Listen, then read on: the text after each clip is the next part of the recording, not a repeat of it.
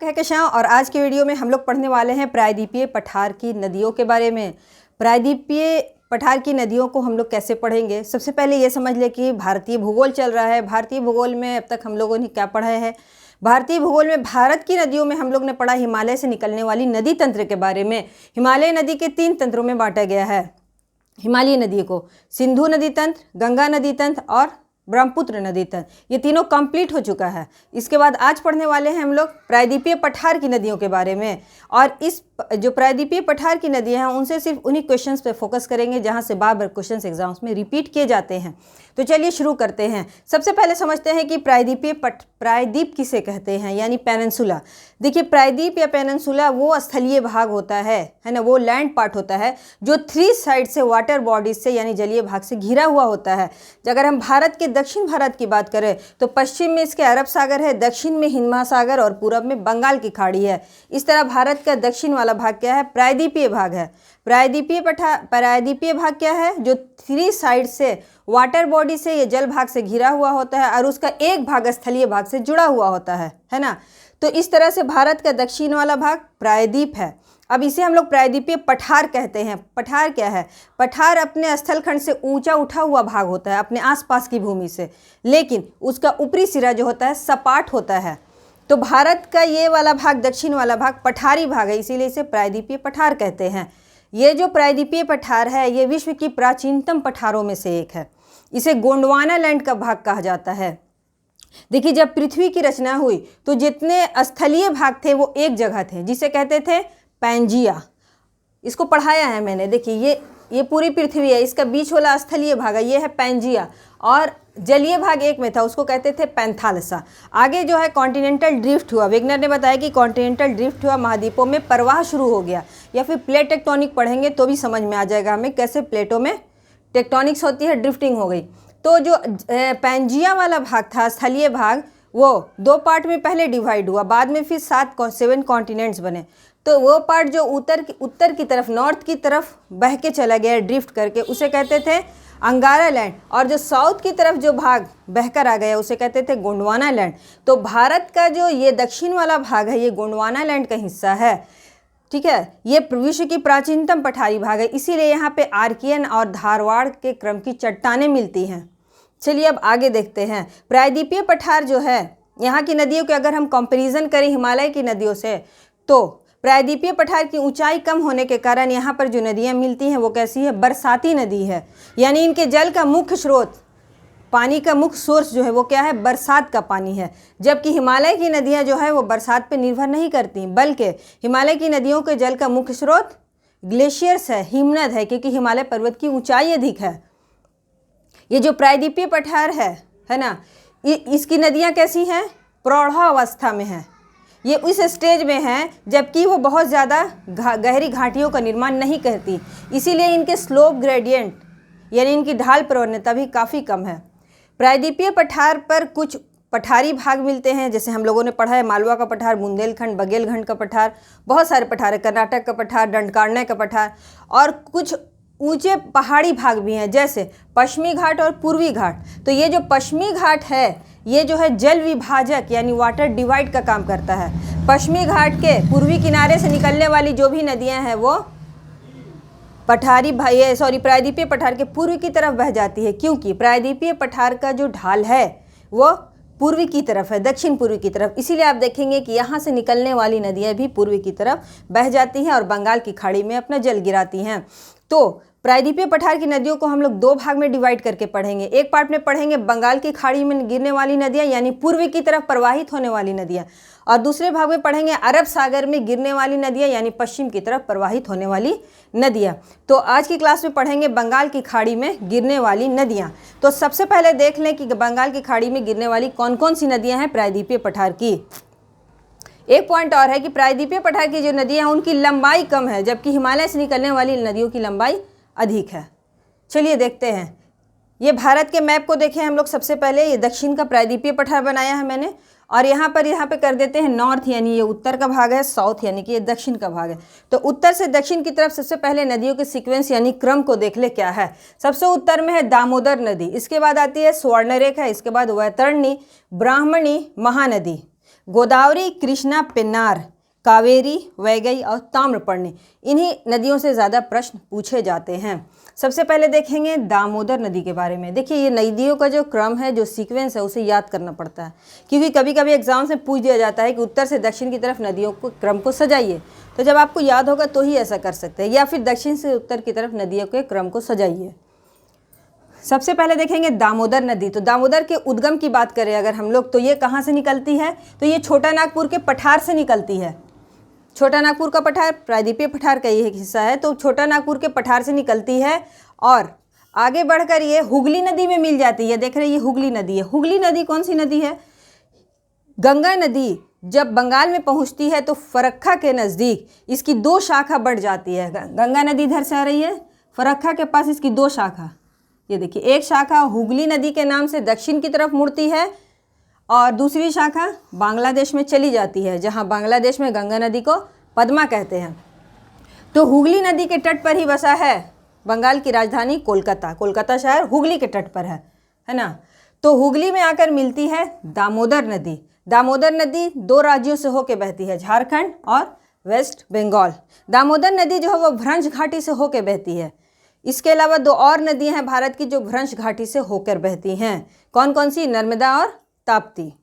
आगे बढ़ते हैं हम लोग। दामोदर के बाद आती है स्वर्णरेखा नदी। स्वर्णरेखा नदी कहाँ से निकलती है?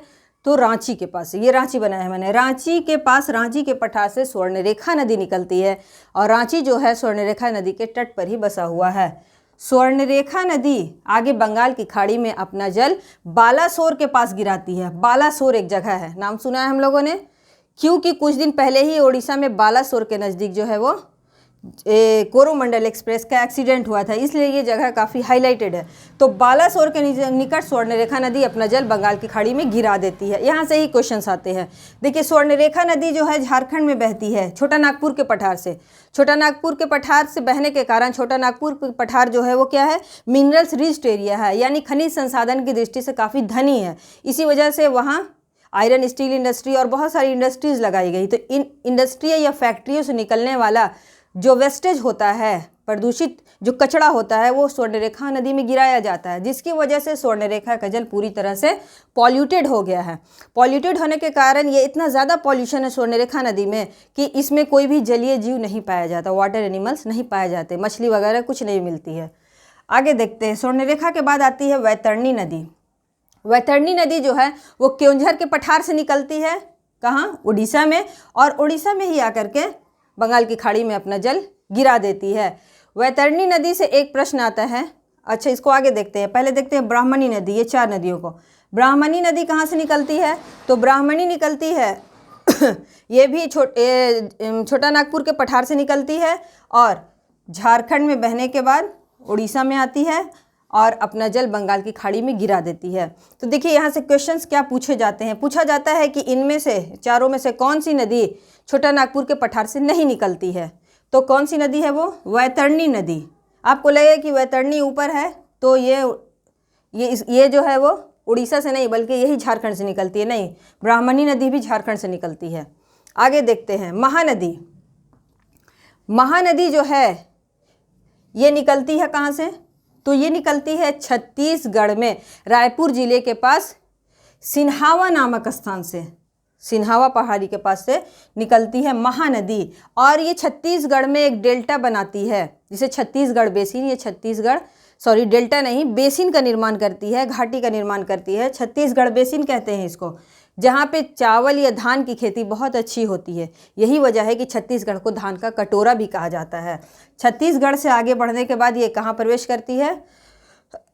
ये उड़ीसा में आती है और कटक के पास अपना डेल्टा बनाती है। देख रहे हैं यहाँ कटक शहर है उड़ीसा का, यहाँ पर महानदी अपना डेल्टा बनाती है और बंगाल की खाड़ी में गिर जाती है। तो जो महानदी है इसकी दो सहायक नदियों से बार बार क्वेश्चंस पूछे जाते हैं। तेल और जोंक, ये दो नदियां हैं जो महानदी की सहायक नदी है। इसके अलावा इसकी नदी है मूड़ और शिवनाथ भी, लेकिन तेल और जोंक से प्रश्न बार बार आते हैं। इसके अलावा दो और पॉइंट है, हीराकुंड परियोजना और टिकरापारा बांध परियोजना। ये दोनों किस नदी पर हैं? तो महानदी पर है, हीराकुंड और टिकरापारा। आगे देखते हैं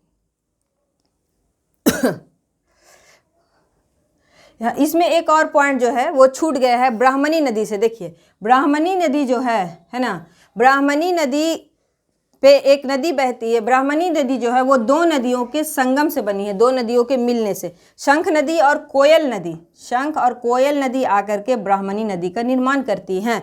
जहाँ पर शंख और कोयल नदी मिलती है वो जगह है राउरकेला। राउरकेला के पास शंख कोयल नदियों के मिलने से ब्राह्मणी नदी का जन्म हुआ है ना। आगे देखते हैं। और वैतरणी के पास में ही अपना जल बंगाल की खाड़ी में गिरा देती है। नेक्स्ट है हमारा गोदावरी। गोदावरी को देखिए, गोदावरी जो है दक्षिण भारत की यानी पूरे प्रायद्वीपीय पठार की सबसे लंबी नदी है और इसकी लंबाई 1465 किलोमीटर है। गोदावरी का जल ग्रहण क्षेत्र यानी इसमें मिलने वाली जो सहायक नदियां हैं वो काफ़ी हैं, इसीलिए इसका जल ग्रहण क्षेत्र बड़ा होने के कारण इसे दक्षिण गंगा कहते हैं, दक्षिण गंगा। इसके अलावा इसे बूढ़ी गंगा या वृद्ध गंगा भी कहा जाता है। तो इसको देखते हैं सबसे पहले हम लोग डिटेल में। ये देखिए यहाँ पर मैंने बनाया है गोदावरी को। गोदावरी कहाँ से निकलती है तो पश्चिम घाट में महाराष्ट्र में नासिक के पास से त्र्यंबकेश्वर पहाड़ी से निकलती है गोदावरी नदी। इस तरह से नासिक शहर जो है वो गोदावरी के तट पर बसा हुआ है। आगे देखते हैं, जब आगे बढ़ती है गोदावरी नदी तो इसमें कई नदियां आकर मिल जाती हैं, जिससे क्वेश्चंस बार बार पूछे जाते हैं। तो उत्तर की तरफ से देखें या फिर बाएं किनारे से देखें तो इसमें मिलती है पूर्णा नदी, प्राणहिता नदी। प्राणहिता नदी अपने से पहले यानी गोदावरी में मिलने से पहले तीन नदियों से मिलती है, पेनगंगा, वर्धा और वेनगंगा। ये देख रहे हैं पेनगंगा, वेनगंगा, वर्धा। और इसके बाद प्राणहिता नदी आकर गोदावरी में मिल जाती है। इस तरह से गोदावरी की सहायक नदी वर्धा, पेनगंगा और वेनगंगा भी है। एग्जाम्स में कन्फ्यूजन्स के लिए पूछ देते हैं कि वेनगंगा, पेनगंगा किसकी सहायक नदी है। स्टूडेंट पूरा कंफ्यूज कर जाते हैं, उनको लगता है कि ये गंगा की सहायक नदी है। जी हाँ, ये गंगा ही की सहायक नदी है, लेकिन कौन सी गंगा? दक्षिण गंगा की सहायक नदी है, ऐसे याद रखेंगे। जो गंगा है, जो मुख्य गंगा नदी है जो उत्तर भारत में बहती है, उसकी गंगा के नाम से एक ही सहायक नदी, वो है रामगंगा। बाकी पेनगंगा, वेनगंगा दक्षिण गंगा या वृद्ध गंगा, बूढ़ी गंगा की सहायक नदी है। प्राणहिता, इंद्रावती और सबरी। और एक नदी है मंजीरा जो दक्षिण से मिलती है या दाएं तरफ से। तो दक्षिण की तरफ से मिलने वाली एकमात्र सहायक नदी गोदावरी की क्वेश्चन पूछते हैं, कौन है? मंजीरा। गोदावरी नदी जो है राजमुंद्री, आंध्र प्रदेश के राजमुंद्री के पास अपना डेल्टा बनाती है और बंगाल की खाड़ी में अपना जल गिरा देती है। यह 4 राज्यों से होकर बहती है, महाराष्ट्र, छत्तीसगढ़, तेलंगाना और आंध्र प्रदेश। आगे देखते हैं गोदावरी के बाद इसके बाद आती है हमारी कृष्णा नदी। कृष्णा नदी जो है वो भी महाराष्ट्र के महाबलेश्वर चोटी से निकली है। पश्चिमी घाट पे महाबलेश्वर चोटी है महाराष्ट्र राज्य में, वहीं से निकलती है कृष्णा नदी। इसको यहाँ पर देखेंगे हम लोग। कृष्णा नदी महाबलेश्वर से निकलने के बाद आगे बढ़ती है तो इसकी कई सहायक या उप नदियाँ इसमें आकर मिलती है, जैसे भीमा बड़ी नदी है, ये मूसी नदी। मूसी नदी को बार बार क्वेश्चन में पूछते हैं, क्यों? क्योंकि हैदराबाद जो है मूसी नदी के तट पर बसा है। तो पूछते हैं कि कृष्णा की सहायक नदी मूसी है, कौन सी है? क्वेश्चन से ऑप्शंस दे देंगे, मूसी याद रखेंगे। आगे है, इसके अलावा और भी सहायक नदी है, जैसे कोयना नदी। कोयना नदी जो है इसको क्या कहते हैं? महाराष्ट्र की जीवन रेखा या जीवन धारा, है ना। किस नदी को? कोयना नदी को। घाट प्रभा, माल प्रभा, दोनों प्रभा हैं, घाट प्रभा, माल प्रभा। इसके अलावा तुंगभद्रा, तुंगभद्रा नदी जो है वो तुंग और भद्रा 2 नदियों से मिलकर बनी है, तुंगभद्रा नदी। ये सारी नदियाँ कृष्णा की सहायक नदियाँ हैं, इन्हें याद कर लेंगे। आगे है कि आंध्र प्रदेश के विजयवाड़ा के पास कृष्णा नदी अपना डेल्टा बनाती है और बंगाल की खाड़ी में गिर जाती है। कृष्णा और गोदावरी के जो डेल्टा है वो एक दूसरे से मिल गया है, एक दूसरे में काफ़ी सट गया है। कृष्णा और गोदावरी के डेल्टा के बीच में कोलेरू झील है। कौन सा झील? कोलेरू झील। आगे है पेन्नार नदी। पेन्नार नदी जो है ये कोलार के पास से निकली है, कर्नाटक के कोलार के पास। कोलार के पास सोने की खान है, तो कोलार में से निकली है पेन्नार नदी और बंगाल की खाड़ी में गिर जाती है। यहाँ से इतने ही क्वेश्चन आते हैं। नेक्स्ट है कावेरी नदी। कावेरी नदी इंपॉर्टेंट है क्योंकि कावेरी नदी को उसकी पवित्रता के कारण दक्षिण भारत की गंगा कहते हैं। दक्षिण गंगा गोदावरी को कहते हैं क्योंकि जल ग्रहण क्षेत्र उसका गंगा की तरह है, बड़ा है।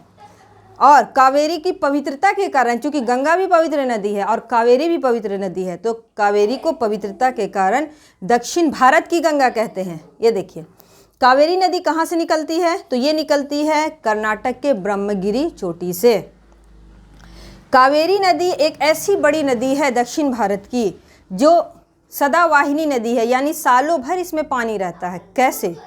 और नदियों के जल स्तर कम हो जाता है। ये बहुत सारी नदियाँ जो है गर्मी में समर सीजन में सूख जाती है, लेकिन कावेरी में सालों भर जल भरा रहता है। इसके रीज़न को समझते हैं। देखिए, कावेरी नदी निकलती है कर्नाटक, पश्चिमी घाट के कर्नाटक के पास से, है ना। तो बंगाल की खाड़ी से जब मानसून आता है भारत में जून जुलाई में, तो मानसून की शाखा से पश्चिमी घाट पे खूब वर्षा होती है। हैवी रेनफॉल होने की वजह से कावेरी नदी में जल भर जाता है। तो ये आगे बढ़ती है, आगे पहुंचती है तमिलनाडु स्टेट में। तमिलनाडु एक ऐसा राज्य है जहां लौटते हुए मानसून से नवंबर और दिसंबर के महीने में वर्षा होती है। तो नवंबर दिसंबर में लौटते हुए मानसून से जब तमिलनाडु में वर्षा होती है तो उस वक्त भी कावेरी में पानी भर जाता है। यही वजह है कि आने वाले मानसून से और लौटने वाले मानसून से दोनों से पानी मिलने के कारण कावेरी सदावाहिनी नदी है और सालों भर इसमें जल भरा रहता है।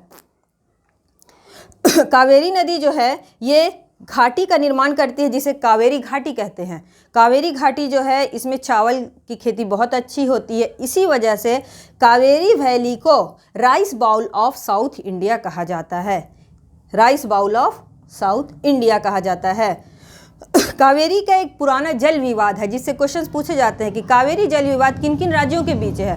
तो कावेरी जल विवाद की अगर हम बात करें तो मुख्यतः 4 राज्यों के बीच था। कौन कौन सा? कर्नाटक, केरल, तमिलनाडु और आंध्र प्रदेश। लेकिन अब आंध्र प्रदेश से तेलंगाना अलग हो गया, इसलिए अब ये 5 राज्यों में हो गया। तेलंगाना, आंध्र प्रदेश, कर्नाटक, केरल और दूसरा ये सॉरी केरल, कर्नाटक, तमिलनाडु, आंध्र प्रदेश और तेलंगाना। तो इतने राज्यों से हो गया है। अब देखते हैं कावेरी की सहायक नदी। बार बार क्वेश्चंस आते हैं। कावेरी की सहायक नदियों के देखो ट्रिब्यूटरीज रिवर, तो वो है सिमसा, अकरावती, हेमवती, अमरावती, भवानी, लक्ष्मण तीरथ और लोकपावनी। नाम सुनने में इंटरेस्टिंग है क्योंकि कावेरी नदी जो है वो एक पवित्र नदी है। यहाँ पे काफ़ी छोटे छोटे जो है वो तीर्थ स्थल हैं। तो इस वजह से यहाँ पे मंदिरों की संख्या है। तो यहाँ पे जो भी इसकी सहायक नदियाँ हैं उनका नाम किस पर है? तो देवियों के नाम पे है। ये नाम सुनने ही से लग रहा है कि देवियों के नाम पे है, जो फीमेल गॉडेस होती हैं उनके नाम पे। सिमसा, अकरावती, हेमवती, अमरावती। बहुत आसान है याद करना। सिमसा, अकरावती, अमरावती, है ना। आगे देखेंगे भवानी, लक्ष्मी तीर्थ और लोकपावनी, ये सब उसकी सहायक नदियां हैं। अब लास्ट में देखते हैं 2 और नदी, एक है वैगई और दूसरा है ताम्रपर्णी। वैगई नदी के तट पर बसा है मदुरई शहर जहाँ मीनाक्षी मंदिर है। याद रखेंगे, मदुरई वैगई नदी के तट पर बसा है और मीनाक्षी मंदिर मदुरई में ही है। वैगई नदी से एक ही प्रश्न आता है कि ये अपना जल कहाँ गिराती है। यहाँ देख रहे हैं, यहाँ पे श्रीलंका है। श्रीलंका यहाँ बीचों बीच एक जल संधि है। ऊपर वाला भाग है हमारा पाक जल संधि जहाँ छिछला जल है, नीचे वाला भाग है मन्नार की खाड़ी। वैगई नदी अपना जल गिराती है पाक जल संधि में या पाक खाड़ी में। और ताम्रपर्णी नदी अपना जल गिराती है मन्नार की खाड़ी में। तो इसी से क्वेश्चंस पूछ देते हैं कंफ्यूज करने के लिए। तो याद कर लेंगे कैसे, देखिए ताम्रपर्णी में ता से तो हो गई ताम्रपर्णी, अब माँ से होता है मन्नार। इसमें माँ नहीं है, इसमें माँ है। तो याद कर लेंगे, जिसमें माँ है तो वो मन्नार की खाड़ी में जल गिराती है, जिसमें माँ नहीं है वो पाक खाड़ी में अपना जल गिराती है। तो आज के लिए इतना ही। मिलते हैं फिर नेक्स्ट वीडियो में जिसमें पढ़ेंगे हम लोग अरब सागर में गिरने वाली नदियों के बारे में। तब तक के लिए thank you and take care.